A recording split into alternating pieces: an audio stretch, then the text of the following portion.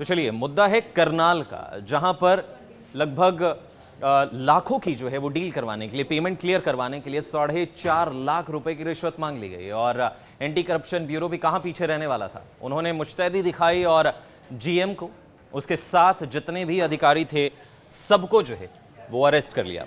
आपको बताएं कि एंटी करप्शन ब्यूरो लगातार भ्रष्टाचारियों पर शिकंजा कसता हुआ नजर आता है। लगातार खबरें आती हैं और इस बार एसीबी ने करनाल में बड़े भ्रष्टाचारियों पर शिकंजा कसा। एसीबी के इंस्पेक्टर दीपक कुमार की अगुवाई में 36.5 लाख रुपए के बिल पास करने की एवज में जो है वो 4.5 लाख रुपए जो है वो रिश्वत मांगी गई।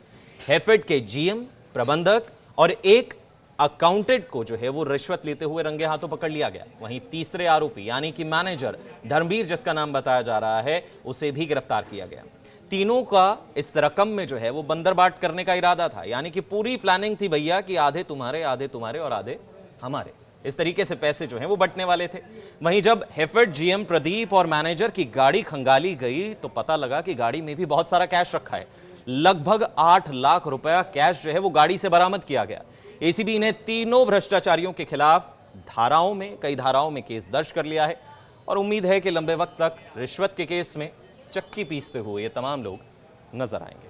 तो चलिए, मुद्दा है करनाल का, जहां पर लगभग लाखों की जो है वो डील करवाने के लिए, पेमेंट क्लियर करवाने के लिए 4.5 लाख रुपए की रिश्वत मांग ली गई। और एंटी करप्शन ब्यूरो भी कहां पीछे रहने वाला था। उन्होंने मुस्तैदी दिखाई और जीएम को, उसके साथ जितने भी अधिकारी थे, सबको जो है वो अरेस्ट कर लिया। आपको बताएं कि एंटी करप्शन ब्यूरो लगातार भ्रष्टाचारियों पर शिकंजा कसता हुआ नजर आता है। लगातार खबरें आती हैं और इस बार एसीबी ने करनाल में बड़े भ्रष्टाचारियों पर शिकंजा कसा। एसीबी के इंस्पेक्टर दीपक कुमार की अगुवाई में 36.5 लाख रुपए के बिल पास करने की एवज में जो है वो 4.5 लाख रुपए जो है वो रिश्वत मांगी गई। हैफेड के जीएम, प्रबंधक और एक अकाउंटेंट को जो है वो रिश्वत लेते हुए रंगे हाथों पकड़ लिया गया। वहीं तीसरे आरोपी यानी कि मैनेजर धर्मवीर, जिसका नाम बताया जा रहा है, उसे भी गिरफ्तार किया गया। तीनों का इस रकम में जो है वो बंदरबाट करने का इरादा था, यानी कि पूरी प्लानिंग थी भैया कि आधे तुम्हारे और आधे हमारे। इस तरीके से पैसे जो हैं वो बंटने वाले थे। वहीं जब हैफेड जीएम प्रदीप और मैनेजर की गाड़ी खंगाली गई तो पता लगा कि गाड़ी में भी बहुत सारा कैश रखा है। लगभग 8 लाख रुपया कैश जो है वो गाड़ी से बरामद किया गया।